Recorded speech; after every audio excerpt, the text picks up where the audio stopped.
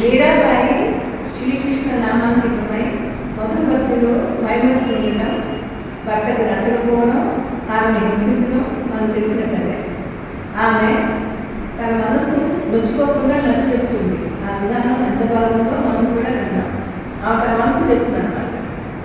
ఈ మాట గట్టిగా లేదు. ఈ పాట నేను బాగా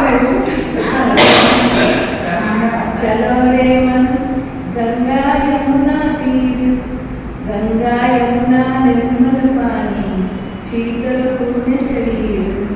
चलो रे मन गंगा यमुना तीर, मोर मकुट पीतांबर शोभे तीर.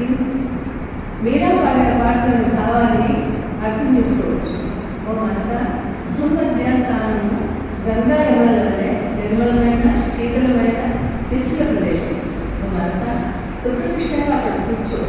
నెమలి పెంచదారి పీతాంబర శోభతో నీలమైన శ్యాముడైన శ్రీకృష్ణుడు అక్కడే ఉన్నారు. తనిఖీగా అతనిని దర్శించు అని మనసును బుజ్జగించింది.